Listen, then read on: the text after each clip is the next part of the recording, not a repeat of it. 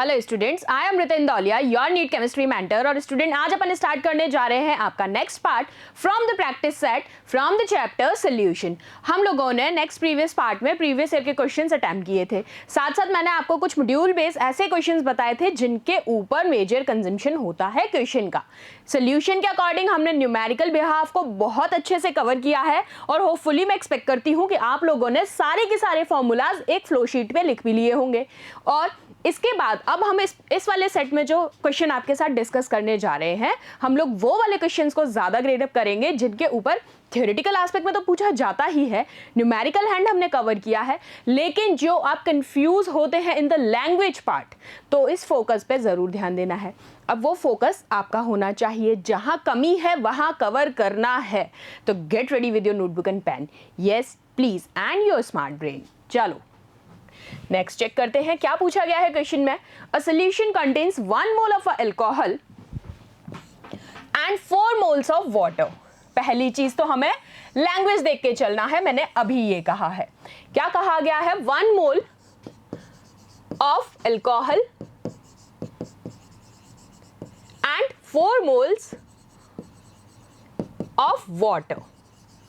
ठीक है, now what are the mole fractions of water and alcohol. अब यहां पर आपको x निकालना है इन टर्म्स ऑफ अल्कोहल और इन टर्म्स ऑफ वाटर। अब इसको b ले लीजिए या w ले लीजिए, it's all up to you. तो याद होगा मोल फ्रैक्शन में हम लोग क्या करते थे, जिस इंडिविजुअल के लिए पूछा गया है वो लिखना है quantity upon total number of moles. तो यही करेंगे। तो चलो चेक करते हैं। तो यहां पर सबसे पहले number of moles of alcohol लिखा जाए, कितने गिवन है? 1 मोल। देन हम लिखेंगे number of moles of water, कितने हैं? 4 मोल्स। तो सबसे पहले मैं आपके साथ बात करूंगी मोल फ्रैक्शन ऑफ अल्कोहल की। ठीक है, तो मोल फ्रैक्शन ऑफ अल्कोहल अगर मुझे निकालना है तो मेरा फॉर्मूला क्या हो जाएगा? XA upon XA plus XB, यानी कि टोटल नंबर ऑफ मोल्स। और मुझे किसके टर्म्स में निकालना है? अल्कोहल के लिए, तो मैंने ले लिया XA। ठीक है, तो यहां पर आप क्या करोगे, यहां पर कितना मोल्स दिया हुआ है? 1 मोल। और टोटल नंबर ऑफ मोल्स कितने हैं? 1 + 4 इक्वल्स टू 5। ये लीजिए 1 + 4, तो क्या हो गया? 1/5। तो ये तो किसके रिस्पेक्ट में आया? अल्कोहल के रिस्पेक्ट में। ठीक है, ऐसे ही आपसे पूछे गए हैं वाटर के भी। तो वाटर के लिए लीजिए मैं W से रिप्रेजेंट कर देती हूं। तो आपको वाटर के मोल्स कितने गिवन है? फॉर्मूला लिख लें, likewise we can represent it by B। तो XA plus XB whole over formula तो यही है। इसके मोल्स कितने हैं? 4। Total moles 1 + 4, that will be equals to 4/5। तो आपको यहां पर अल्कोहल और वाटर का इंडिविजुअल मोल फ्रैक्शन निकालना था। तो ये लीजिए हमने फॉर्मूले में रख के निकाल लिया। कोई दिक्कत नहीं है होपफुली, इसमें सिंपल सा था। फॉर्मूला पता होना चाहिए और इंडिविजुअल के रिस्पेक्ट में पूछा है तो आपने इंडिविजुअल के रिस्पेक्ट में निकाल दिया। क्लियर? चलो नेक्स्ट क्वेश्चन चेक करते हैं। The lowest vapour pressure for 0.1 m solution. कितना है? 0.1 मोलर सॉल्यूशन के लिए आपसे लोएस्ट वेपर प्रेशर पूछा गया है इन चारों के रिस्पेक्ट में, glucose, NaCl, BaCl2 and Al2SO4 whole thrice. तो देखो आपको पता होना चाहिए कि जो लोएस्ट वेपर प्रेशर है वो कब ऑब्जर्व किया जाता है और किसके केस में हम बात कर रहे हैं? Al2SO4 ये सबसे ज्यादा कम शो करेगा। क्यों करेगा? क्योंकि इसके अंदर maximum number of solute particles हैं। So this is the main cause. क्या है? Maximum number of solute particles. तो इस चीज को, अब जब maximum number of solute particles हैं तो क्या होगा? ये क्या होंगे? डिसॉल्व हो जाएंगे डिसोसिएशन की वजह से। So because of this lowest vapour pressure किसका रहेगा? Al2SO4 होल थ्राइस का।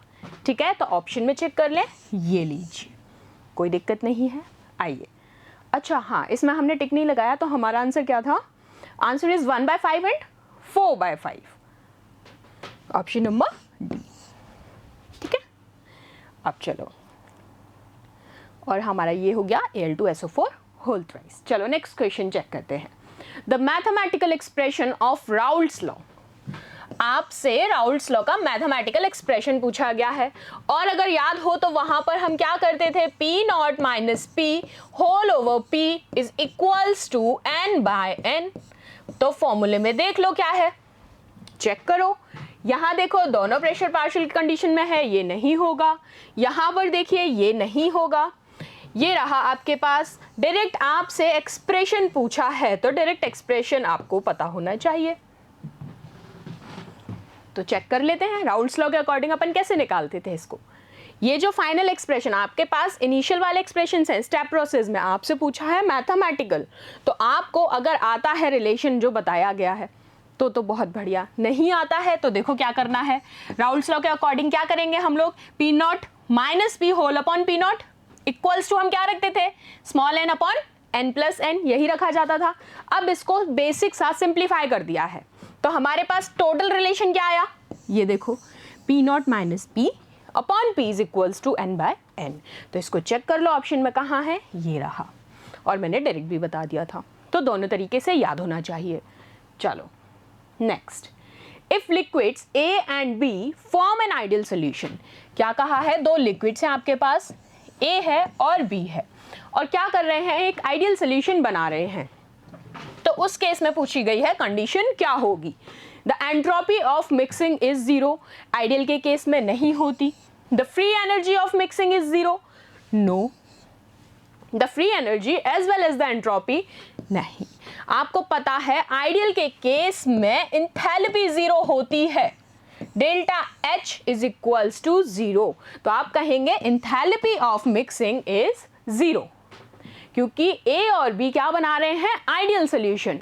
उन्होंने आपको कंडीशन दी है कि हम आइडियल सोल्यूशन के रिस्पेक्ट में बात कर रहे हैं, तो आपको मैंने बताया था डेल्टा एच जो है वो हमारा क्या होता है यहां पर, zero. That means enthalpy of mixing is zero. Clear है? चलिए नेक्स्ट क्वेश्चन देखते हैं। For which of the following parameters the structural isomers C2H5OH and CS3OCS3 would be expected to have the same values। अब देखिए bracket में clear लिखा है कि आपको आइडियल बिहेवियर अज्यूम करके चलना है, ठीक है। तो अब आपको जो कंसेप्ट लगाना है वो आइडियल वाले के रिस्पेक्ट में ही लगाना है। फिर से सुनिए क्वेश्चन, इनमें से कौन सा पैरामीटर है स्ट्रक्चरल आइसोमर C2H5OH और CS3OCS3 के रिस्पेक्ट में जो आप अज्यूम करते हैं सेम वैल्यूज होंगी। तो सुनिए, पहला कहा गया है boiling points, then vapour pressure at same temperature, heat of vaporisation and gaseous densities. तो आपको पता होना चाहिए कि जो गैसियस डेंसिटीज हैं, ethanol C2H5OH is ethanol and dimethyl ether क्या है, CS3OCS3, C2H5OH एंड CS3OCS3। तो इन दोनों को फॉर्मूला ना लिख के नेम से भी जानते तो हो। गैसियस डेंसिटीज क्या होती हैं, दोनों की सेम होती है, same temperature and pressure condition पे। तो चलो डेंसिटीज के रिस्पेक्ट में पता चल गया, लेकिन ये भी पता होना चाहिए कि ये पॉइंट्स क्यों नहीं होंगे। बॉइलिंग पॉइंट, वेपर प्रेशर या फिर हीट ऑफ वेपराइजेशन की आप बात करेंगे तो ये पॉसिबिलिटी सेम वैल्यू की नहीं होती, just because of hydrogen bonding. तो आंसर हमारा क्या होगा, gaseous densities at same temperature and pressure, क्योंकि मैंने अभी बताया कि heat of vaporisation, boiling points differ करते हैं हाइड्रोजन बॉन्डिंग की वजह से इथेनॉल के केस में, ठीक है। और आपको दोनों पैरामीटर्स को कोरिलेट करके चलना था, और साथ साथ कहा गया था आइडियल बिहेवियर अज्यूम करना है, ठीक है। आइए next question, the equivalent solutions in the same solvent have. Same solvent के अंदर आपको इक्विवेलेंट सॉल्यूशंस की कंडीशन बतानी है, क्या होगा उनका, different boiling different freezing point, same boiling and same freezing but different. तो आपको यहां पर कोरिलेशन पता होना चाहिए, किसके रिस्पेक्ट में, इक्विमोलर सॉल्यूशंस के रिस्पेक्ट में। तो देखो इक्विमोलर सॉल्यूशन जो होते हैं नॉर्मल सॉल्यूट्स के, सेम सॉल्वेंट के अंदर उनका बॉइलिंग पॉइंट और फ्रीजिंग पॉइंट सिमिलर होता है। ये थियोरेटिकल एस्पेक्ट मैंने आपको बताया भी था कि जब कभी भी बात की जाए इक्विमोलर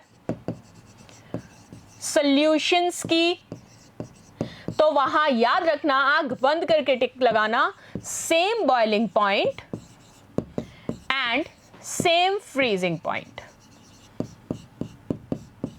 ठीक है, लेकिन कंडीशन क्या होगी, सॉल्वेंट सेम होना चाहिए। अगर डिफर कहा गया है तो ये कंडीशन नहीं होगी। Must condition is what, solvent same होना चाहिए।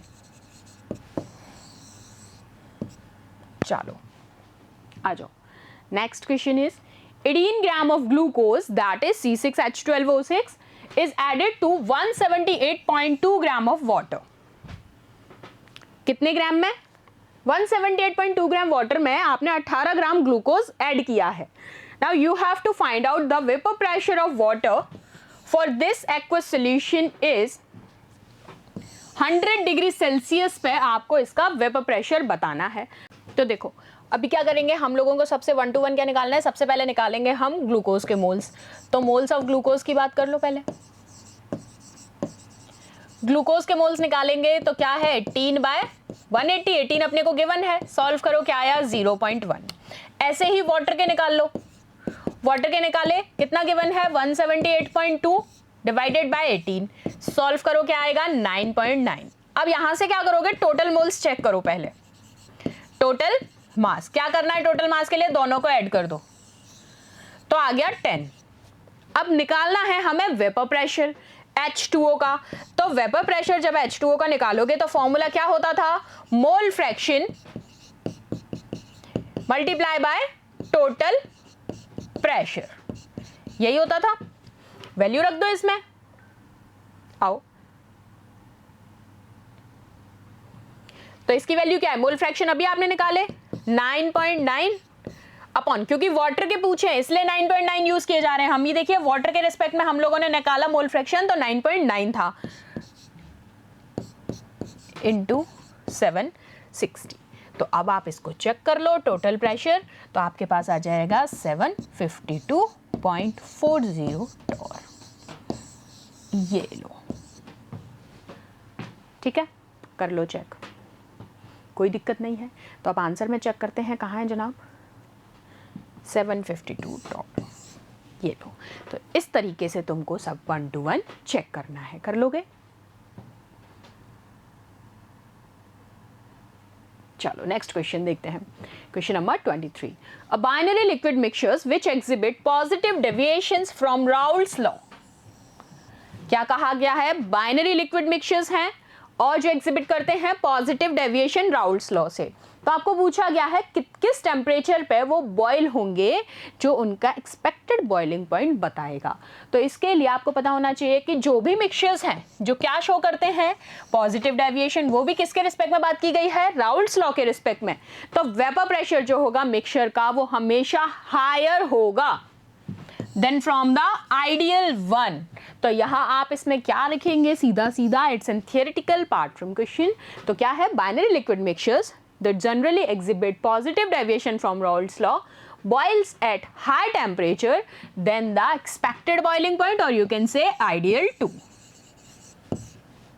ठीक है, चलो आओ next, azeotropic mixtures of water and HCl। Azeotropic कहा गया है पहली कंडीशंस किस किस के रिस्पेक्ट में, वाटर और HCl के रिस्पेक्ट में। बॉयल होते हैं कितने पे, 381.5 केल्विन पे। Now by distilling the mixture it is possible to obtain। इन्होंने पहली कंडीशन दी एजियोट्रॉपिक मिक्सचर्स, फिर कहा है वाटर और HCl का बॉइलिंग पॉइंट जो है वो 381.5 केल्विन्स है। अब कंडीशन क्या लगाई है कि अगर इस मिक्सचर को डिस्टिलिंग प्रोसेस के थ्रू डिस्टिलेशन करवाया जाता है तो क्या ऑब्टेन होगा, क्या प्योर HCl, प्योर वाटर, या फिर ना ही HCl ना ही वाटर, या फिर आप कह सकते हैं दोनों कंडीशंस। तो पहली चीज तो ये पता होनी चाहिए कि व्हाट आर एजियोट्रॉपिक मिक्सचर्स।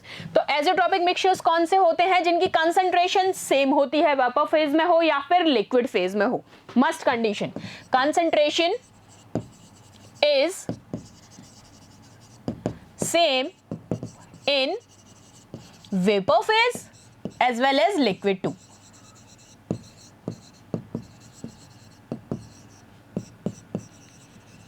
सो अब हम बात कर रहे हैं इसकी किसके रिस्पेक्ट में, आइडियल सॉल्यूशंस के रिस्पेक्ट में विद वन कंपोनेंट। तो आप कहते हैं वन कंपोनेंट के केस में it is typically more volatile than the other. So this is how we use distillation to separate materials.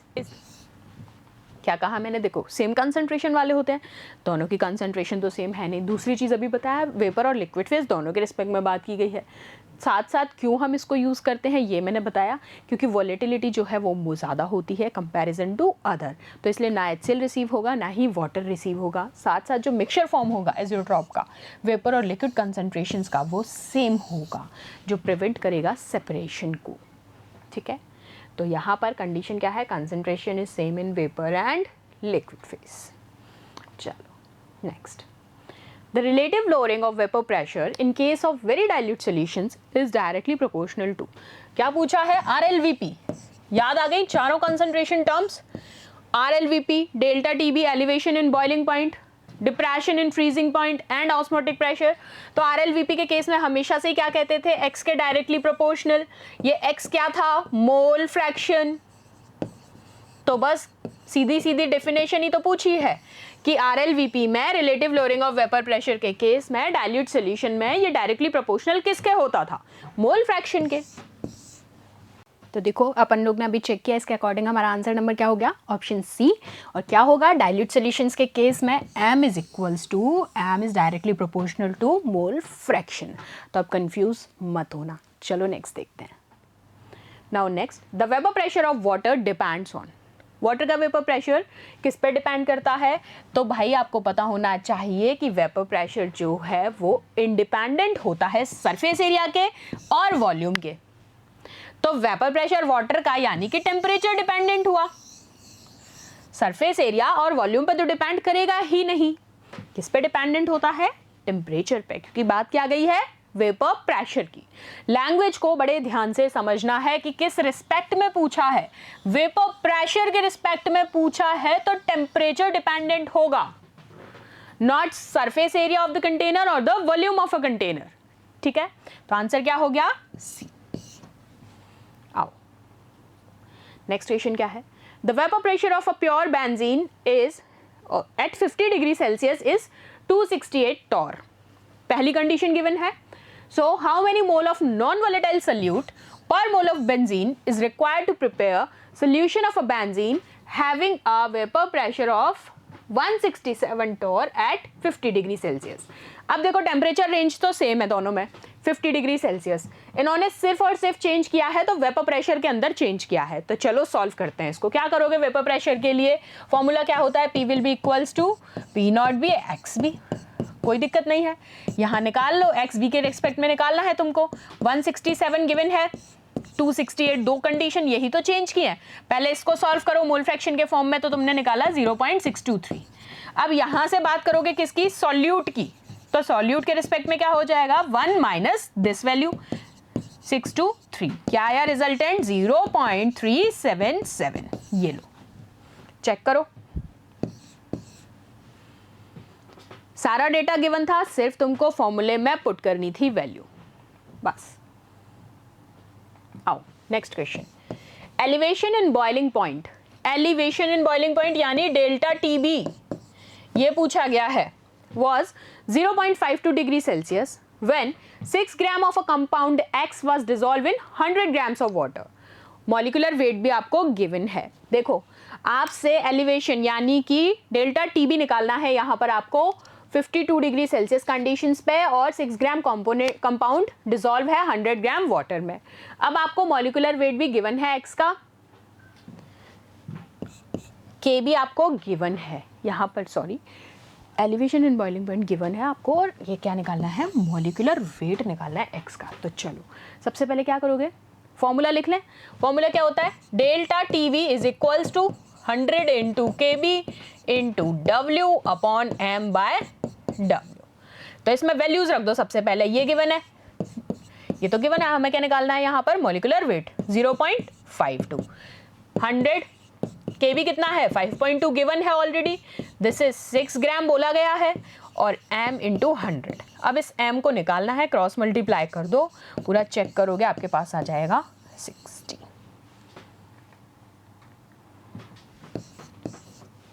हाँ मैंने पढ़ने में थोड़ी सी गलती की थी, एलिवेशन तो गिवन है, आपको निकालना था मॉलिक्यूलर वेट। तो कोई दिक्कत नहीं है, फॉर्मूले में से मॉलिक्यूलर वेट को बाहर लेके जाओ, बाकी की सारी वैल्यूज गिवन है।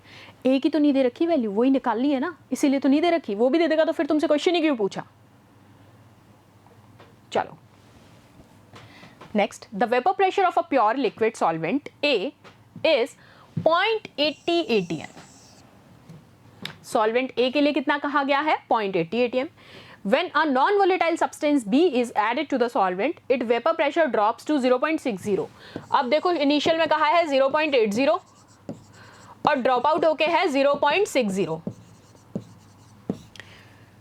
So the mole fraction of the component B in the solution, फिर वही सेम चीज है, मोल फ्रैक्शन निकालने हैं, कोई दिक्कत नहीं है। क्या करोगे? ओवरऑल चेक करो B सॉल्यूशन के लिए, सॉल्वेंट इनटू प्रेशर के रिस्पेक्ट में P नॉट सॉल्वेंट, रख दो। इसकी वैल्यू गिवन है 0.60 इक्वल्स टू ये आपको निकालना है x मल्टीप्लाई बाय 0.80। अब मुझे ये निकालना है, इसको मैं इधर निकाल के साइड में रख लिया। x solvent is equals to this divide by this, 0.60 divided by 0.80 क्या आया? 0.75। ये लो, इतनी सी बात करनी थी, कुछ नहीं था। बात समझ में आई? तो देखो ऐसे करके हम लोगों ने बहुत सारे क्वेश्चंस जो हैं किए हैं अच्छे से। और अब मेरे करने से या कराने से ज़्यादा फल कहाँ मिलेगा? जब तुम प्रैक्टिस करोगे। अभी भी मुझे पता है बहुत लोग आप लोगों में से क्या करते हो कि अरे यार चल रहे ना क्वेश्चन, बाद में देख लेंगे। तो ये मेरे साथ कोई धोखाधड़ी है नहीं, ये खुद के साथ है। तो मैं आपसे कहना चाहूँगी बेटा लोग, ये जो चैप्टर्स हैं ना 12th वाले, बहुत ही प्यारे चैप्टर्स हैं, प्लस आपको आगे भी चल के काम आते हैं। और इनमें कुछ भी रटने वाला चीज़ तो है ही नहीं, सीधा कॉन्सेप्ट लगाना है, सीधा फॉर्मूला पुट करना है और आंसर आपके सामने है। तो फिर से कहूँगी चुपचाप बैठ के पढ़ाई कर लो। जो नोट्स बनाए ना उनको सिर्फ देखना नहीं है, बैठ के दिमाग में डालो। ठीक है, चलो मिलते हैं फटाफट से नेक्स्ट सेशन में। Thank you so much.